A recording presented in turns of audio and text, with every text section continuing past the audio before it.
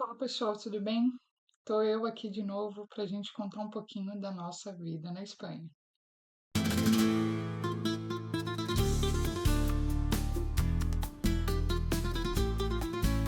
E aí, pessoal, como vocês estão? A gente aqui tá começando a encarar o inverno e tem muita coisa ainda para a gente conversar. Então, não se esqueça de se inscrever no canal, deixar seu like aqui, comentar alguma coisa, né? O que que você achou, dar o seu apoio aqui pra gente, isso é muito importante para nós, tá bom? Bom, pessoal, hoje eu vim contar sobre um assunto bastante delicado e pessoal. Pensei bastante antes de fazer esse vídeo, né, se eu faria ou não, porque é algo realmente muito pessoal, né?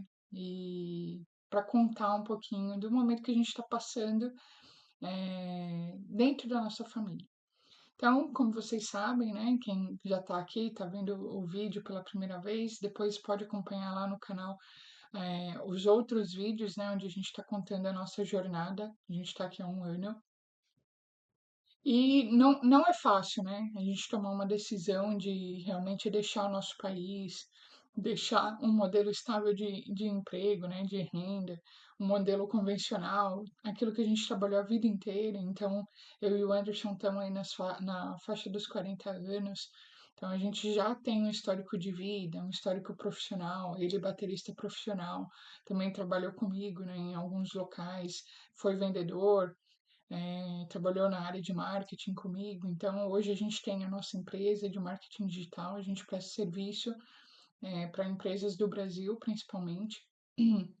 E a gente veio parar aqui porque a gente já tinha a facilidade, né, da família dele morar aqui há 20 anos e também porque a gente já pensava numa experiência de vida diferente, né, poder proporcionar para a Júlia, nossa filha, e para a gente também de aprender um novo idioma, de viver uma nova cultura, né, de ter realmente uma melhoria de vida. Então, esse é um resumão aí.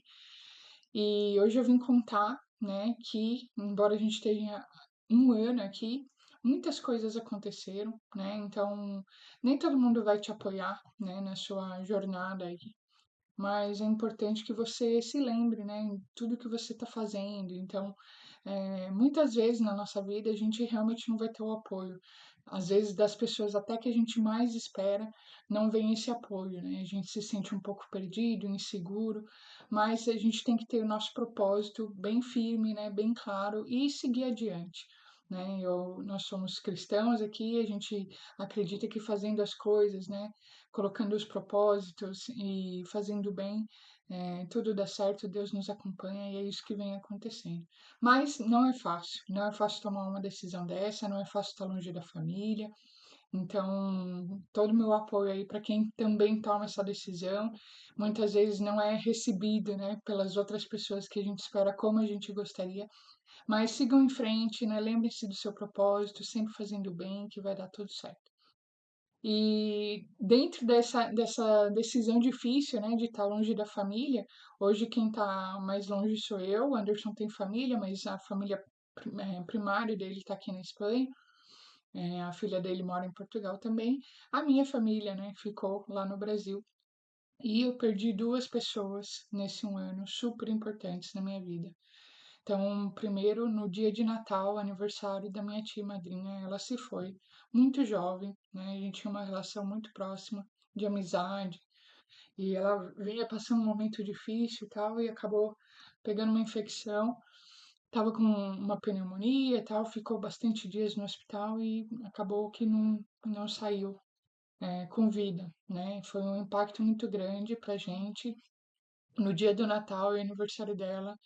Então, foi uma coisa que a gente estava aqui há um mês só e foi muito impactante, assim, para mim foi difícil ter que lidar com isso à distância, né? Não poder estar com a minha família, não poder estar lá com a minha avó também naquele momento.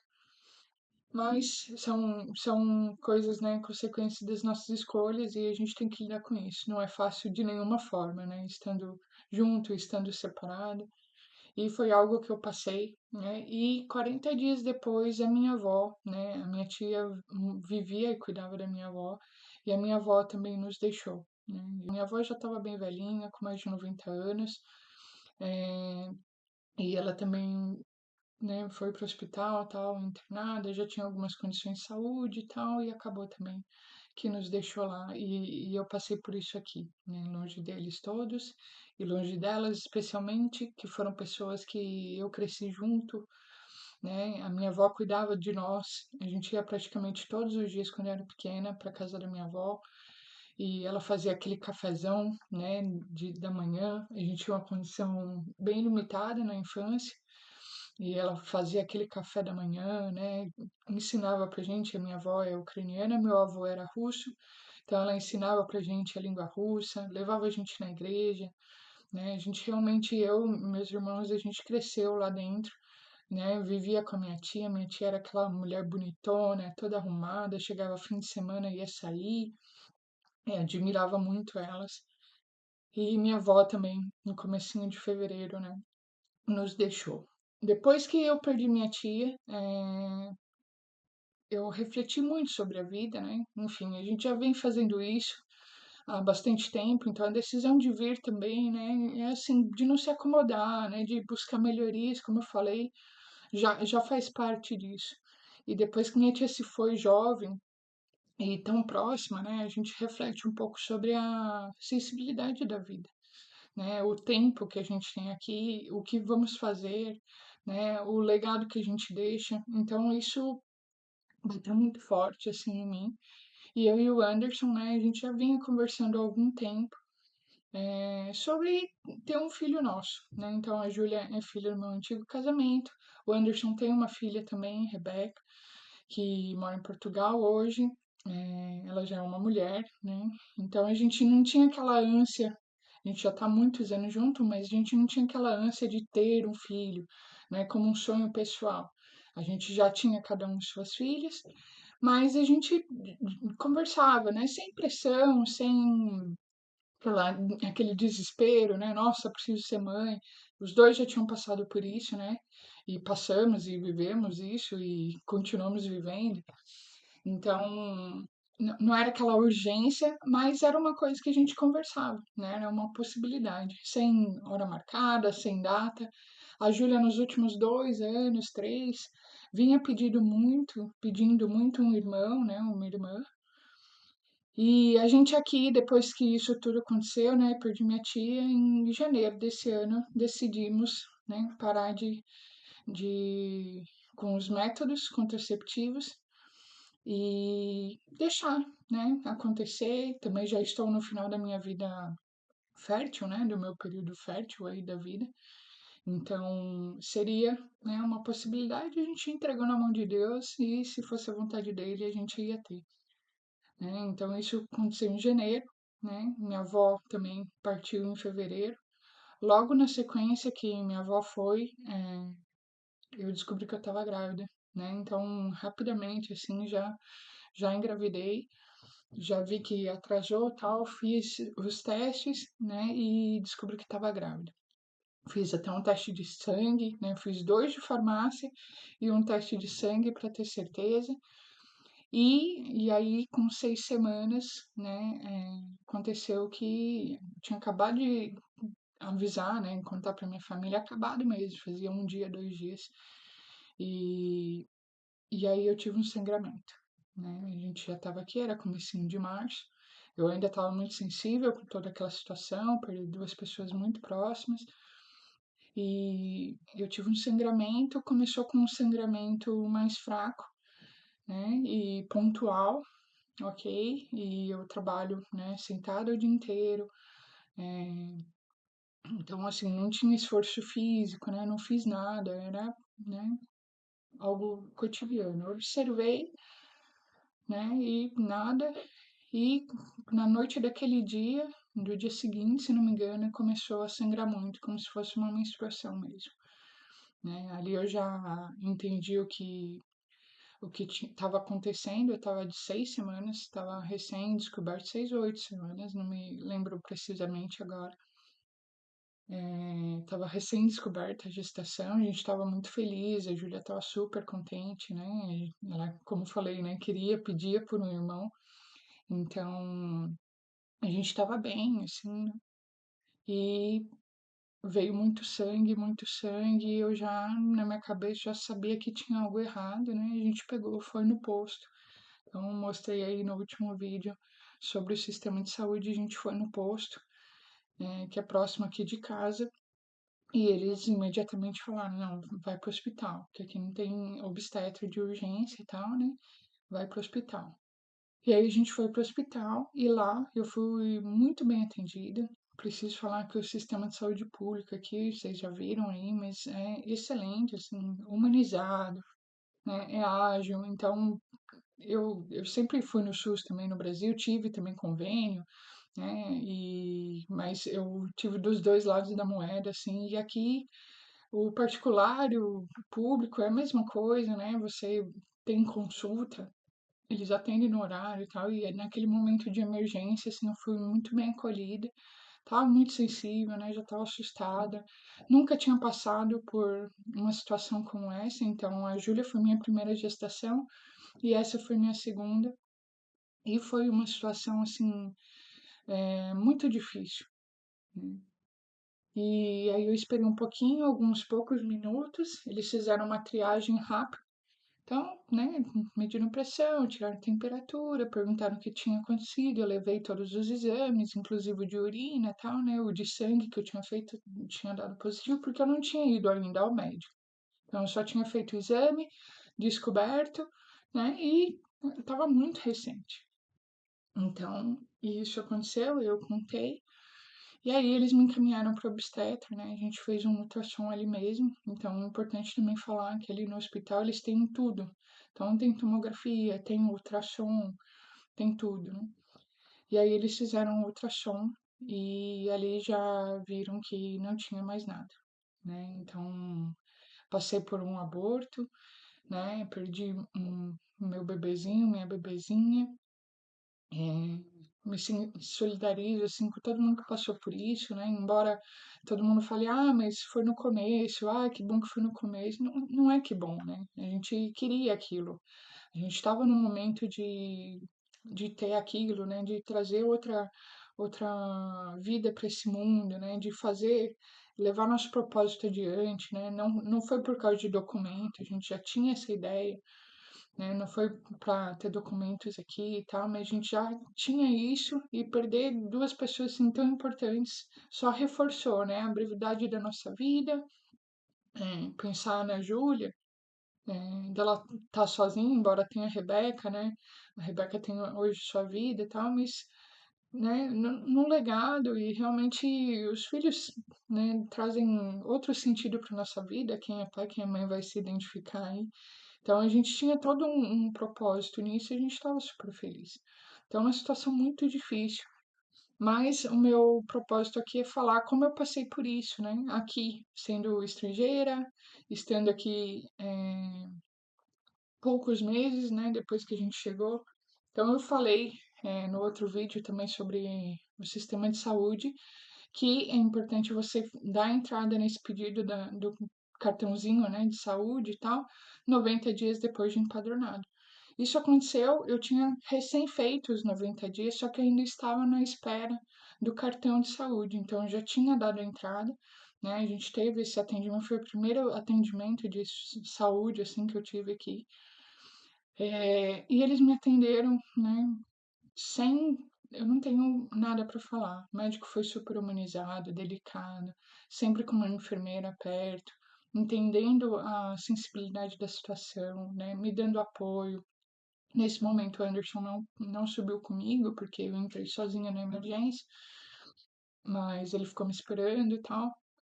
E foi muito importante, assim, ter esse acolhimento, né, sensibilidade, o jeito que o médico falou, né, que não tinha mais nada ali, que ele não estava vendo nada ali no ultrassom.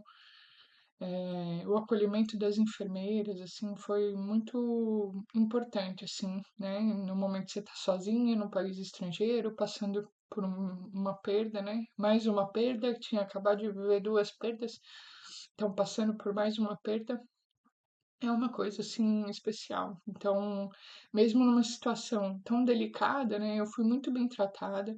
O serviço de saúde foi excelente, né? Em nenhum momento eu sofri preconceito por ser imigrante, por não estar ali com uma documentação completa ainda, eles pegaram só meu passaporte, me atenderam e tiraram da frente.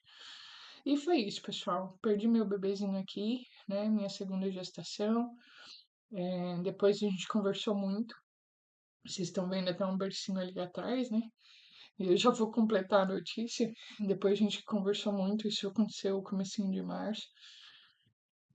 O que que a gente ia fazer, né? Porque já não tenho mais 30 anos quando eu tive a Júlia, então pensando, né, muito nessa decisão e tal, e medo também, né? O medo de acontecer de novo, eu acho que é uma coisa que todo mundo que perde sente, né? De passar por essa dor, de estar longe também, né? De estar, assim, nesse momento difícil.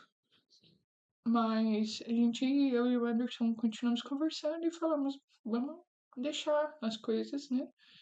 E a Júlia queria que a gente continuasse também tentando, continuava pedindo aí por um irmão, uma irmã, e a gente assim fez, né? Então foi um mês difícil, estava me recuperando ainda de tudo que tinha acabado de acontecer. Continuei, né, vivendo aquele luto, tendo que trabalhar normalmente, tendo que levar meus compromissos. Sou muito comprometida, somos. Então a gente seguiu aí com as nossas coisas que a gente precisava fazer, mas com aquela dor, né, que realmente só quem passou sabe. É, a crescida aí de estar num lugar estrangeiro, de estar pouco tempo aqui, de às vezes não ter o apoio que a gente gostaria de ter para as coisas que a gente planeja, né, sonha fazer, mas enfrentando, encarando isso com a cabeça erguida. E assim foi, passaram-se os meses, né? Então isso aconteceu fevereiro para março, comecinho de março. 2 semanas depois que isso aconteceu, eles me mandaram um e-mail, né, a saúde, perguntando se eu tinha a tarjeta sanitária. Né? Por isso que eu falo no outro vídeo da saúde que se você for turista e não tiver dado entrada na tarjeta sanitária, eles vão te cobrar. Então, eles me procuraram realmente para fazer o balanço, né? Fazer o fechamento desse atendimento. E aí, acho que eles me ligaram, isso, acho que me ligaram, isso, perguntando. Aí eu falei que eu já tinha dado entrada, mas ainda não tinha saído a tarjeta, né? Então eu não tinha um número para passar. E eles falaram que sem problemas, que assim que chegasse o número, que eu passasse o número por e-mail, me forneceram um endereço de e-mail. E foi isso que eu fiz, né? Alguns dias depois fui lá, recolhi minha tarjeta sanitária, anotei o número e passei pro e-mail, né, que o governo tinha me dado e tal, e eles falaram que estava tudo certo, resolvida a questão. Então, assim, é uma situação também para a gente lidar. Então, coisas que eu destaquei, né? Humanização no atendimento, agilidade. Então, no momento que eu falei que estava acontecendo no posto de saúde, mesmo sem eles terem um atendimento lá. Eles já falaram, não, vai de imediato pro hospital. Eles não tinham uma ambulância lá, senão eles até me levariam de ambulância, não estava com ambulância ali naquele momento. E aí a gente foi e também lá no hospital, né? Eu não tinha ainda tarjeta, eu estava só com meu passaporte. Eles me atenderam, me resolveram e só depois realmente passou. Fui muito bem tratada, né? Fizeram ultrassom, fizeram todo tipo de exame que precisava, fizeram um exame de urina também, né? Deu negativo também naquele momento. Então, emitiram um laudo, né? Um histórico, né? Onde está falando aborto completado. Lá não é, aqui não é completo, né? É completado. Algumas palavras parecem erradas em português, mas estão certas em espanhol. E foi algo muito difícil de passar, assim, mas tenho meu marido aí, meu grande parceiro, minha filha. Nós temos uma unidade familiar assim muito unida, né? A gente realmente tem uma vida, graças a Deus, muito junta, muito unida, e isso fez toda a diferença. E então, como eu falei, né, a gente ia continuar deixando o plano em aberto. Isso aconteceu lá em março e quando foi em junho, então continuamos sem métodos contraceptivos, mas com medo, né? Então vinha normalmente a menstruação e tal. E com medo de que acontecesse de novo, mas confiando, né, entregando a situação nas mãos de Deus. E em junho eu descobri mais uma vez, né, que eu estava grávida. Então, no final de junho, aí eu já estava também de 8 semanas. e 7 para 8, eu acho. E aí eu esperei, né, nosso aniversário de casamento, que a gente se casou no civil só, né, porque a gente já tá junto há muitos anos. A gente regularizou o casamento dia 4 de julho, então eu esperei, a gente ia fazer uma viagem para Madrid, e eu esperei para contar pro Anderson, contei pra Júlia só, e ela preparou uma surpresa super legal, vou colocar foto para vocês verem aí.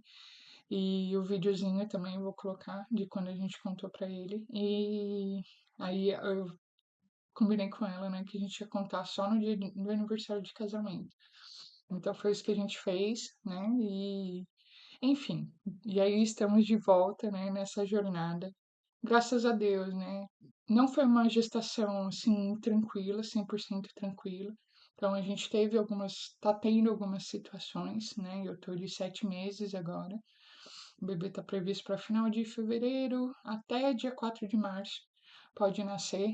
Você vê 4 de março, né? Mais ou menos o período que eu perdi o primeiro. Está previsto, mas eu acho que nasce antes. A Júlia nasceu de 38 semanas, parto natural. E eu acho que nasce antes. Então a gente teve algumas situações, né, gestacionais aí que eu vou contar num próximo vídeo, né? Contar como é que está sendo a experiência de gestar aqui na Espanha, toda a assistência que eu tô tendo, né, tudo que eu tô fazendo. Então, isso daí também vou continuar nos conteúdos, mas hoje eu vim contar dessa perda. Então, esse nosso bebezinho é um menino, é o nosso bebê arco-íris, né, que falam que é um bebê que vem depois de um aborto, né, e a gente já ama demais aí, e eu vou contar tudo nos próximos episódios, tá bom? Então é isso, pessoal. Espero que minha experiência tenha ajudado, né?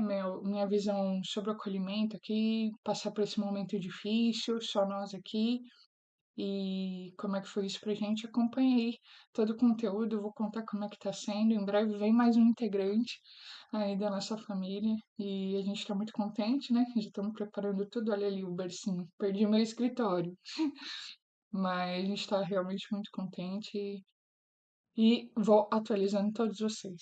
Tá joia? Então, um abraço para todos vocês, um beijo e fiquem ligados. Até mais. Tchau, tchau.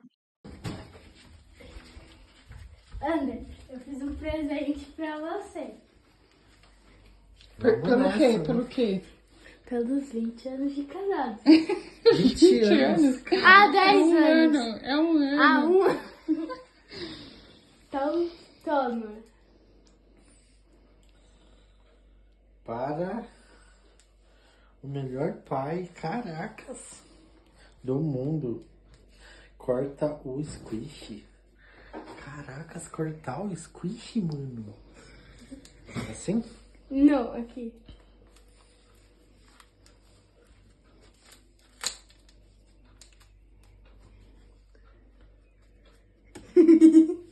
Que é isso?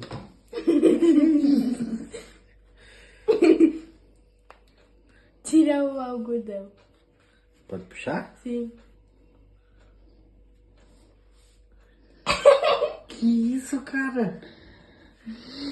Tá de brincadeira? Não. Tá de brincadeira? Não. Aqui? Sim. Que isso, não, tá de brincadeira, né? Que isso, cara? Que isso? Tá de brincadeira? Que isso, mano? Caracas. Cada dia que passa, estou mais perto de chegar. Caracas, mano.